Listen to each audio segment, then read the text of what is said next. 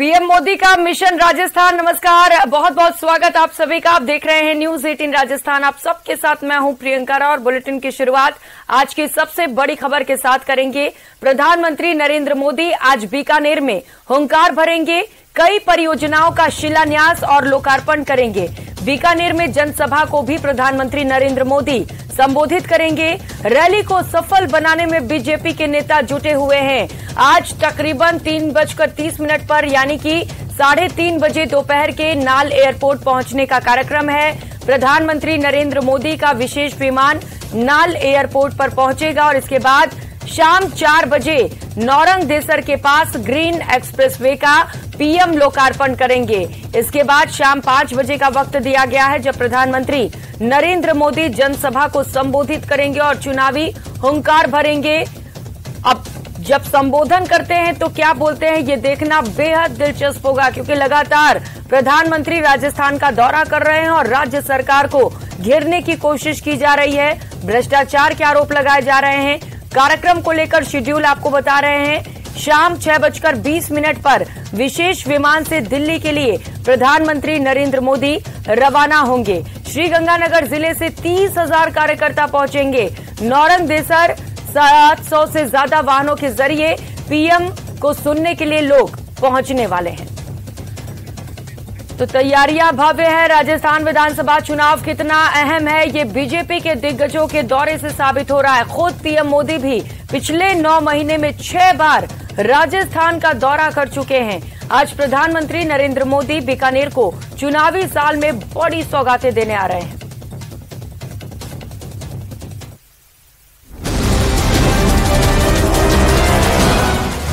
राजस्थान का घमासान, तेज हुआ चुनावी अभियान। 9 महीनों में 7वीं बार सौगातों की होगी बौछार। विरोधियों पर होगा वार। पिछले 9 वर्ष में कृषि बजट में लगभग 6 गुना वृद्धि की। चुनावी साल में पीएम मोदी राजस्थान का कई दफा दौरा कर चुके हैं। कई जगह धार्मिक राजनीतिक मंचों से पीएम ने लोगों से संबोधन किया, तो वहीं माउंट आबू में मेवाड़ के लोगों से किया वादा भी निभाया था। उसके बाद पीएम मोदी की नजर पश्चिमी राजस्थान पर है, जहां बीकानेर की विधानसभा सीटों को साधना और लोकसभा सीटों को भी निशाने पर लेना रणनीति का हिस्सा है। पीएम मोदी के कार्यक्रम के लिए बीजेपी ने पूरी कमर कस रखी है। केंद्रीय कानून मंत्री अर्जुन राम मेघवाल ने बीजेपी पदाधिकारियों कार्यकर्ताओं की बैठक ली। इसके बाद उन्होंने कहा कि पीएम मोदी बीकानेर में बड़ी सौगात देने जा रहे हैं। वहीं बड़े कार्यक्रमों के लोकार्पण और शिलान्यास किए जाएंगे। मैं समझता हूँ कि बीकानेर के इतिहास में एक साथ इतनी राशि के लोकार्पण के काम मुझे नहीं लगता हुए होंगे। पीएम की सभा में नौरंग देसर में 1 लाख लोगों की भीड़ जुटाने में बीजेपी ने जी जान लगा रखी है। बीकानेर दौरे के दौरान पीएम मोदी केंद्र सरकार के कराए गए कई विकास कार्यों का लोकार्पण करेंगे। जानकारी के मुताबिक पीएम ग्रीनफील्ड एक्सप्रेस हाईवे राष्ट्र को समर्पित करेंगे, जो 20,868 करोड़ की लागत से तैयार हुआ है। ये 6 लेन हाईवे पंजाब के अमृतसर से प्रारंभ होता है और गुजरात के जामनगर तक 1316 किलोमीटर की दूरी तय करता है। ये हाईवे पंजाब, हरियाणा, राजस्थान और गुजरात को जोड़ने वाली महत्वपूर्ण ग्रीनफील्ड परियोजना है। इसमें पश्चिमी राजस्थान के सभी क्षेत्रों में आर्थिक विकास को गति मिलेगी। ये एक्सप्रेसवे राजस्थान के उत्तर पश्चिमी सीमा से निकलकर हनुमानगढ़, बीकानेर, जोधपुर, बाड़मेर, जालौर जिलों से गुजरेगा। इसके अलावा पीएम भारत माला योजना के अंतर्गत निर्मित रायसिंह नगर, अनूपगढ़, पूगल तक 860 करोड़ 26 लाख रुपए की लागत से 162.46 किलोमीटर की खाजूवाला पूगल बाब तक 895 करोड़ की लागत से 212 किलोमीटर लंबी सड़क परियोजना भी राष्ट्र को समर्पित करेंगे। इतना ही नहीं, पावर ग्रिड कॉरपोरेशन निर्मित ग्रीन एनर्जी कॉरिडोर का भी लोकार्पण करेंगे। 1300 किलोमीटर लंबी इस परियोजना पर करीब 26,000 करोड़ रुपए खर्च हुए हैं। गुजरात के बनासकांठा से पंजाब के मोगा को जोड़ने वाले इस कॉरिडोर के कारण बीकानेर संभाग सोलर हब के रूप में विकसित हो रहा है। इसके अलावा पीएम जैसलमेर रोड पर अंत्योदय नगर में बने ESIC अस्पताल का लोकार्पण भी करेंगे। 30 बेड के इस अस्पताल को 100 बेड का बनाया गया है, जिस पर 41 करोड़ से ज्यादा रुपए खर्च हुए हैं। कई योजनाओं के लोकार्पण के बाद पीएम नौरंग देसर के पास आम सभा को भी संबोधित करेंगे।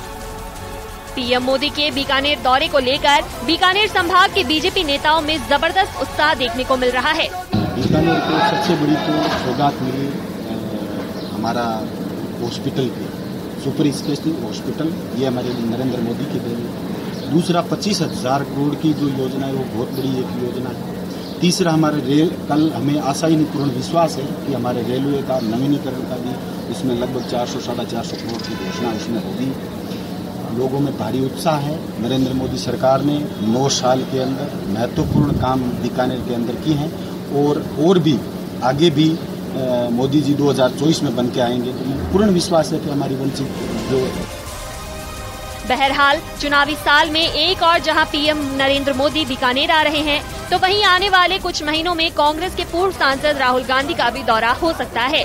लेकिन देखने वाली बात रहेगी कि जनता कांग्रेस का हाथ मजबूत करती है या फिर कमल खिलाती दिखाई देती है। बीकानेर से न्यूज़ 18 के लिए मनीष दाधीच की रिपोर्ट।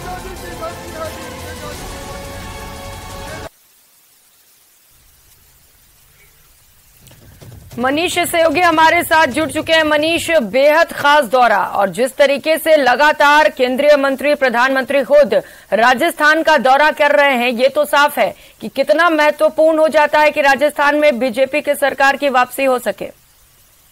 निश्चित तौर पर चुनावी साल में पीएम नरेंद्र मोदी जो हैं वो बीकानेर के दौरे पर आने वाले हैं और बीकानेर संभाग में लगभग 9 महीने में ये छठा जो दौरा है ये राजस्थान का बताया जा रहा है। पीएम अब तक 6 बार आ चुके हैं 9 महीने में, और बीकानेर जो संभाग है यहाँ इसमें चूरू, गंगानगर और हनुमानगढ़ और बीकानेर जिले शामिल हैं, इनकी विधानसभा सीटें शामिल है। वहीं पर जो बीकानेर में अब तक बीजेपी की हालत जो खस्ता थी उसको साधने के लिए पीएम मोदी का यह दौरा काफी अहम माना जा रहा है चुनावी साल में। लगभग बीकानेर, अगर संभाग की बीकानेर जिले की ही बात करें तो बीकानेर जिले में ही 7 विधानसभा सीटें आती हैं, जिनमें से 3 पर भाजपा, 3 पर कांग्रेस और 1 अन्य है। वहीं गंगानगर जिले में टोटल जो सीट है विधानसभा की वो 6 सीटें हैं। हनुमानगढ़ में 5 सीटें आती हैं। तो निश्चित तौर पर जो पीएम मोदी हैं इनके जरिए यहाँ से सियासी जो मैसेज है वो देने की कोशिश की जा रही है बीजेपी की ओर से। वहीं पर लगभग अभी जो टोटल अगर सीटें देखी जाए बीकानेर संभाग से तो 10 सीटों पर लगभग बीजेपी जो है वो कमल खिला हुआ है वहां पर, बाकी पर जो है कांग्रेस की सीटें हैं। लेकिन जिस तरह से आज पीएम मोदी हैं वो आने वाले और इनका जो शिलान्यास, कई सारे कार्यक्रमों का लोकार्पण करेंगे। 25,000 करोड़ की जो सौगातें हैं वो बीकानेर वासियों को देकर के जाएंगे। अमृतसर जामनगर एक्सप्रेस वे, लगभग राजस्थान में इसका 500 किलोमीटर का जो क्षेत्र आता है वो दायरे में आता है, इसका लोकार्पण करेंगे। संगरिया रायसिंह जो कि हनुमानगढ़ की बेल्ट आ जाती है, वहां पर सेक्शन का जो है उसका भी लोकार्पण किया जाएगा। इसके अलावा बीकानेर स्टेशन का जो रिडेवलपमेंट है उसके लिए भी पीएम जो है 450 करोड़ की लागत से कई कार्यक्रमों का शिलान्यास करेंगे। तो आपको बता दें कि जिस तरीके से बीकानेर संभाग की जो स्थिति है यहाँ पर फिलहाल कुल 24 में से भाजपा के पास में 10 और कांग्रेस के पास में 11 सीटें हैं और 3 जो सीटें हैं उन पर अन्य हैं, अदर्स हैं, निर्दलीय हैं। तो निश्चित तौर पर जो पीएम मोदी है इसके जरिए जो एक सियासी जो मैसेज है वो देने की कोशिश बीजेपी की ओर से की जा रही है। अर्जुन राम मेघवाल हैं वो खासा सक्रिय हैं। अर्जुन राम मेघवाल जो सांसद है बीकानेर से और वर्तमान में केंद्रीय कानून मंत्री हैं, तो वो प्रधानमंत्री नरेंद्र मोदी के काफी करीब माने जाते हैं और उनका काफी विश्वास भी है। तो निश्चित तौर पर अर्जुन राम जो मेघवाल है उनका भी कद है वो पूरी तरह से बढ़ा हुआ दिखाई दे रहा है। पीएम के दौरे को लेकर के जो केंद्रीय मंत्री है नितिन गडकरी वो भी आज मौजूद रहेंगे नौरंग देसर में। नौरंग देसर में ही ये जो सरकारी कार्यक्रम होंगे, सरकार के जो कार्यक्रम है एक्सप्रेस वे का, इनका लोकार्पण और शिलान्यास, इनके बाद में तब जाकर के एक आम सभा को जो है पीएम की ओर से संबोधन किया जाएगा।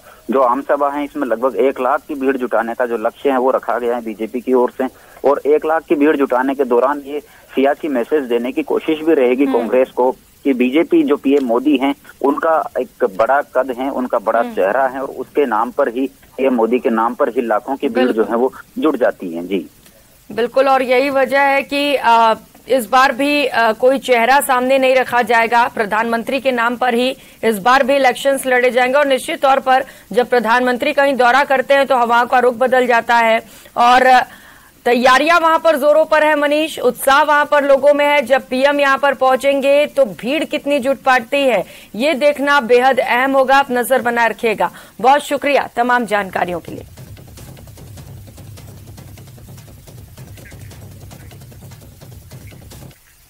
और खबरों में आगे बढ़ेंगे। बीजेपी में संगठनात्मक नियुक्तियां की गई। 4 राज्यों में चुनाव प्रभारी बनाए गए हैं। राजस्थान का चुनाव प्रभारी प्रहलाद जोशी को बनाया गया है। कुलदीप बिश्नोई, नितिन पटेल राजस्थान के सह प्रभारी चुने गए हैं। इसके अलावा ओम प्रकाश माथुर छत्तीसगढ़ के चुनाव प्रभारी बनाए गए। मनसुख मंडाविया छत्तीसगढ़ के सह प्रभारी चुनाव के लिए चुने गए हैं। मध्य प्रदेश के चुनाव प्रभारी भूपेंद्र यादव बने हैं। अश्विनी वैष्णव मध्य प्रदेश के सह चुनाव प्रभारी बने। तेलंगाना के चुनाव प्रभारी प्रकाश जावड़ेकर बने हैं। सुनील बंसल तेलंगाना चुनाव के सह प्रभारी बनाए गए हैं। तो चुनाव में जीत मिल सके इसे लेकर बीजेपी की ओर से भी तैयारियां कर ली गई हैं। संगठनात्मक नियुक्तियां की गई हैं जिससे कि पार्टी को और भी ज्यादा मजबूती मिल सके। ये नाम आपको दिखा रहे हैं ग्राफिक्स के जरिए कि मोर्चा प्रदेश अध्यक्षों की घोषणा की गई है। कौन कौन से वो लोग जिन्हें इसमें शामिल किया गया और एक बड़ी जिम्मेदारी दी गई है ताकि आगामी चुनाव में पार्टी को जीत मिल सके, पार्टी को मजबूती मिल सके। तो इस बार बीजेपी का फोकस सबसे ज्यादा राजस्थान पर है और इसके साथ साथ छत्तीसगढ़ के चुनाव पर भी फोकस है। दोनों जगह पर बीजेपी के लिए बड़ा चैलेंज है कि किस कदर वो सत्ता में वापसी कर सके। अब चूंकि लोकसभा चुनाव से पहले 5 राज्यों में अहम चुनाव होने हैं, विधानसभा चुनाव को लेकर बीजेपी पूरी तैयारी में है क्योंकि बीजेपी को पता है कि कहीं न कहीं लोकसभा में जीत का रास्ता भी यहीं से होकर गुजरता है। चूंकि सबसे बड़ा राज्य राजस्थान है और यही वजह है कि सबसे ज्यादा फोकस भी बीजेपी का राजस्थान पर ही है। हमारे राष्ट्रीय अध्यक्ष माननीय जेपी नड्डा जी ने भारत के जो राज्यों में विधानसभा चुनाव होने वाले हैं ऐसे सभी राज्यों के पार्टी के प्रभारी और सह प्रभारी की नियुक्ति की है और उसमें मुझे खुशी है कि मेरे पर विश्वास करके मेरी राजस्थान के सह प्रभारी के तौर पर हमारे पार्टी द्वारा नियुक्ति की गई है। तो मुझे खुशी है कि राजस्थान और गुजरात हम पड़ोसी राज्य है। गुजरात का राजस्थान से बहुत पुराना नाता है।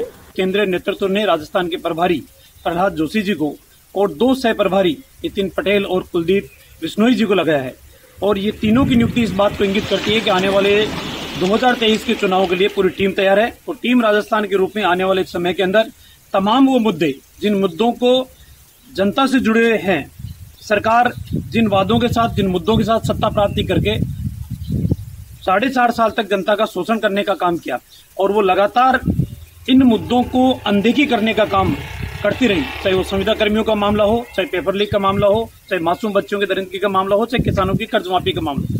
इन तमाम मुद्दों को लेकर भारतीय जनता पार्टी जनता के बीच जाएगी और 2023 के अंदर टीम राजस्थान के रूप में कमल खिलाने का काम करेगी।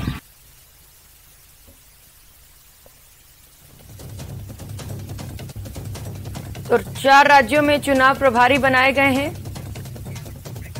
और रुक कर लेते हैं एक और बड़ी खबर का। बीजेपी का मिशन 2023, बीजेपी रणनीति तैयार करने के लिए मंथन करेगी। इस वक्त ये बड़ी खबर आपको बता रहे हैं। मिशन 2023 पर बीजेपी लग चुकी है। संगठनात्मक नियुक्ति के बाद अब बीजेपी मंथन करेगी। 9 जुलाई को चुनावी रणनीति पर मंथन होगा।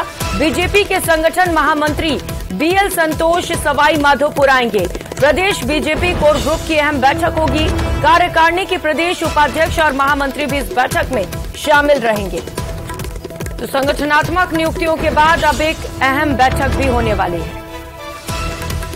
और जयपुर के फुलेरा से इस वक्त की बड़ी खबर सामने आ रही है, जहां पर बंदूक की नोक पर बैंक लूट की कोशिश की गई। शाखा प्रबंधक को गन पॉइंट पर लेकर लूट की कोशिश की गई। अस्थायी कर्मचारी की बहादुरी के चलते बैंक लूटने से बच गई।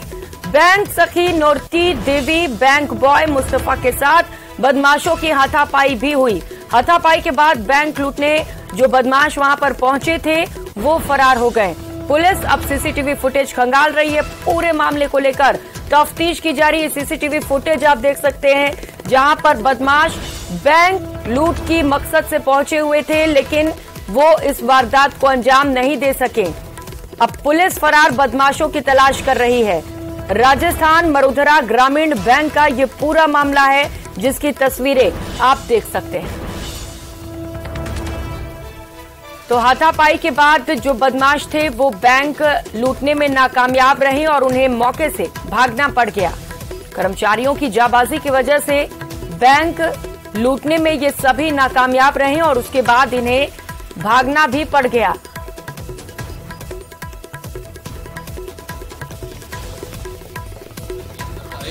एक के हाथ में रिवॉल्वर थी और उन्होंने मुंह कैप लगा रखी थी और मुंह रुमाल से ढका हुआ था। मैंने जो उनके पास में गन जैसे लग रहा था कुछ, मैंने सोचा इनके पास में मोबाइल है, तो पहले मैंने उसको कहा कि आप अपना मुंह रुमाल खोलिए। तो दूसरे वाले व्यक्ति ने, जब तक हमारी इधर बैंक से की बैठी हुई थी, उनसे जाके कहा कि अंदर चलो अंदर चलो। ये उससे बहस करने लगे। ये हमारा ये ऑफिस बॉय था गुलाम मुस्तफा था, ये भी उनसे जाके भिड़ लिया। वो इन दोनों को देख आपस में गुत्थम गुत्था होते देखते वो पहले वाला भी उधर चला गया। तो उन्होंने देखा कि यहाँ पर दाल निकल रही है, तो वो वापस निकल के चले गए और पीछे भागे। हम काफ़ी पीछे भागने की कोशिश की थी, बारिश तेज थी, फिर भी हमने काफ़ी पीछे करने की कोशिश करी, लेकिन लगभग 2 से 3 बजे के बीच की घटना है। और इसमें 2 लोग आते हैं, अपना मुंह बंद करके टोपी लगाते और बैंक में लूट करने का प्रयास करते हैं। अच्छी बात ये रही कि मैनेजर साहब और 2 कर्मचारी मुस्तफ़ा और मैडम जो है, इनकी बहादुरी के कारण उन्होंने बहुत ही अच्छी बहादुरी का परिचय दिया। उसका हम सम्मान भी करते हैं और हम प्रयास करें कि वो पुरस्कृत किए जाएं, जिसके कारण वारदात होने से, केस ले जाने से बच सके। 2 लोग अभी तक के घटनाक्रम में निकल के आए हैं, जो लोग आए हैं, और आसपास की सारी चीज़ें आने के जाने के रास्ते और उनकी सारी चीज़ें हम तलाश कर रहे हैं और जल्दी हम दिखाएंगे। उदयपुर के सवीना इलाके की शिवजी विहार हाउसिंग बोर्ड कॉलोनी के एक मकान में शुक्रवार रात अचानक आग लगने से अफरा तफरी का माहौल हो गया। घटना शुक्रवार रात की है, जब घर से आग की लपटें को देख पड़ोसियों ने फायर ब्रिगेड को इसकी जानकारी दी, जिस पर नगर निगम की 3 फायर ब्रिगेड की टीम मौके पर पहुंची और तकरीबन 1 से 1.5 घंटे की कड़ी मशक्कत के बाद आग पर काबू पाया गया। ये घर जयप्रकाश नाम के व्यक्ति का बताया जा रहा है और इस घर में आग लगने के समय बड़ी मात्रा में इवेंट का सामान रखा हुआ था, जो जलकर राख हो गया है। हालांकि इस पूरी घटना में कोई जनहानि नहीं हुई है और आग पर काबू पा लिया गया है। तो तस्वीरें देख पा रहे हैं, खौफनाक और भयानक मंजर, जहां पर एक घर में आग लग गई, सामान तो जलकर राख हो गए, लेकिन बड़ी राहत की बात यह है कि कोई जनहानि नहीं हुई है। जब आग की लपटें बाहर दूर दूर तक उठी, धुएं का गुबार उठा, तब पड़ोसियों ने इसे देखा और तुरंत फायर ब्रिगेड को इसकी जानकारी दी। सूचना मिलते ही 3 फायर ब्रिगेड की गाड़ियां मौके पर पहुंची और समय रहते आग पर काबू पाया गया। लेकिन बताया जा रहा है कि इवेंट का सामान इस घर में रखा हुआ था, जो पूरी तरह से जलकर राख हो गया है और लाखों रुपए का नुकसान हो गया है। जैसलमेर से इस वक्त की बड़ी खबर सामने आ रही है, जहां पर 2 गुटों में खूनी संघर्ष हुआ है। जमीन को लेकर 2 गुट आपस में भिड़ गए। 5 लोग इसमें गंभीर घायल हो गए हैं, जबकि एक ही गुट के 3 और दूसरे गुट के 2 व्यक्ति घायल बताए जा रहे हैं। धारदार हथियारों से हमला किया गया। पोखरण जिला अस्पताल में सभी घायलों का इलाज चल रहा है। प्राथमिक उपचार के बाद एक गंभीर घायल को जोधपुर रेफर किया गया है। पुलिस ने दोनों गुटों के घायलों से बयान भी ले लिए हैं। रामदेवरा थाना क्षेत्र के राठौड़ा गांव की ये घटना है।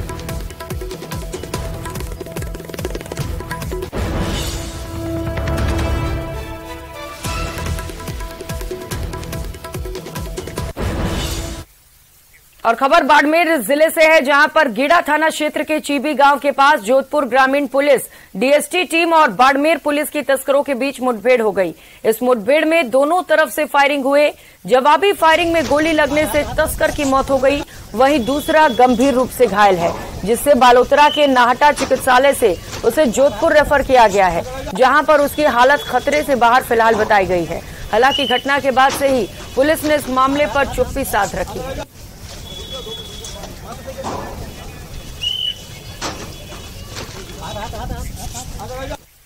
वहीं स्वर्ण नगरी जैसलमेर में रात भर जमकर मेघ बरसे, जिससे जगह जगह पर बरसाती पानी जमा हो गया। जिले के सबसे बड़े सरकारी अस्पताल परिसर पानी से लबालब नजर आया। हनुमान सर्किल सहित अन्य सड़कों पर तेज रफ्तार से बरसाती पानी बहता दिखा। जवाहर अस्पताल के वार्डों में भी बरसाती पानी घुस गया, जिससे लोग और मरीज दोनों परेशान नजर आए। जिले भर के कई सरकारी कार्यालय भी जलमग्न हो गए। जैसलमेर नगर परिषद की पानी निकासी व्यवस्थाओं की पोल खुल गई और शहर में सही पानी निकासी व्यवस्था नहीं होने पर लोग काफी परेशान नजर आए। सड़कों पर पानी बहने से बाइक सवार लोग और कार चालक भी परेशान हुए। तेज रफ्तार से रात भर बारिश होने पर बरसाती पानी जमा हो गया, जिससे यातायात व्यवस्था पर भी भारी असर पड़ा है। बारिश से लोगों को गर्मी से राहत मिली है और तापमान में भी भारी गिरावट दर्ज की गई है।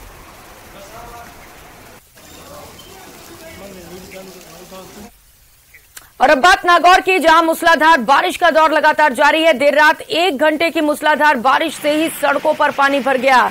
वाहन चालकों को इस दौरान काफी परेशानी का सामना करना पड़ा। बारिश की वजह से लोग परेशान हैं, हालांकि किसानों के चेहरे जरूर खिले हैं।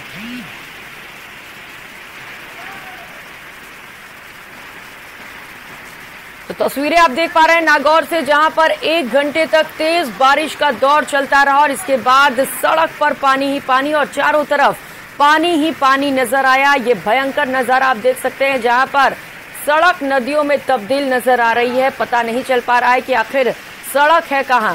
वाहन चालकों को भी काफी परेशानियों का सामना करना पड़ा, लेकिन जो गर्मी लगातार, उमस लगातार हो रही थी, जिसके वजह से लोग बेहाल थे, उससे लोगों को कहीं न कहीं राहत जरूर मिली है।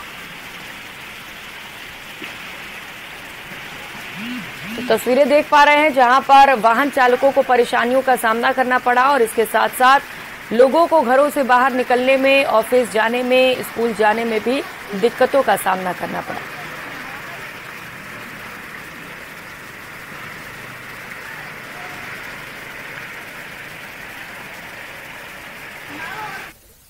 और करौली के इंडौन सिटी से इस वक्त की बड़ी खबर सामने आ रही है, जहां पर शव रखकर प्रदर्शन करने का मामला और इससे जुड़ा बड़ा अपडेट आपको बताते चले। महिला रिंकी धोबी के पीहर पक्ष ने थाने के बाहर से धरना समाप्त कर दिया है। आरोपी भीम सिंह धोबी को गिरफ्तार होने की सूचना मिल रही है।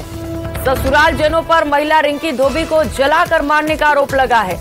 महिला ने उपचार के दौरान जयपुर में दम तोड़ दिया था। पीहर पक्ष महिला के शव को लेकर भरतपुर के लिए रवाना हुआ है। इंडौन सिटी में चुंगी नाके के पास 7 दिन पहले की यह घटना है, जिसे लेकर लगातार प्रदर्शन किया जा रहा था, लेकिन अब गिरफ्तारी की खबर सामने आ रही है और इसके बाद प्रदर्शन को खत्म कर दिया गया है। सहयोगी धर्मेंद्र शर्मा हमारे साथ जुड़ चुके हैं। धर्मेंद्र, खबर मिल रही है कि प्रदर्शन को समाप्त कर दिया गया है, किन बातों को लेकर समझाइश हो पाई? जैसे ही परिजन जब शव लेकर थाने के बाहर पहुंचे, तब से ही जो समझाइश का दौर शुरू हो गया था। उसके बाद पुलिस ने जो आरोपी पति है उसको हिरासत में लेने की सूचना है। उसके बाद उन परिजनों को आश्वासन दिया गया कि जल्दी अन्य जो उनकी मांग है उनको भी पूरा किया जाएगा और इसके बाद ही परिजन शव लेकर घर रवाना हो गए और बताया जा रहा है कि वहां अंतिम संस्कार की तैयारियां की जा रही हैं। जी धर्मेंद्र, क्या ये पुख्ता खबर है कि आरोपी को गिरफ्तार कर लिया गया है? कोई जानकारी पुलिस की ओर से मिल पाई है इसे लेकर?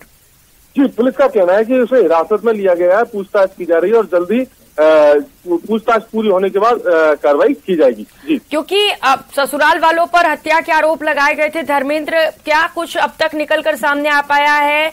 आखिर क्यों ये हत्या की गई, कुछ पता चल सका है? कुछ बयान पीहर पक्ष की ओर से कि क्या चल रहा था, क्यों ये हत्या की गई?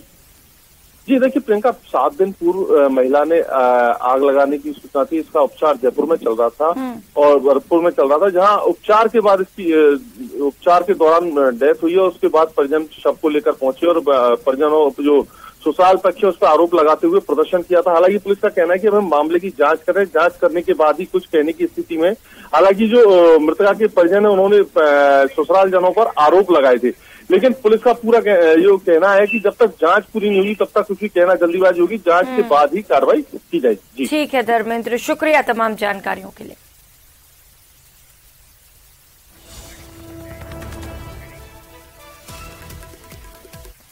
इस बुलेटिन में फिलहाल इतना ही। खबरों का सिलसिला लगातार जारी है, आप देखते रहिए न्यूज़ 18 राजस्थान। नमस्कार।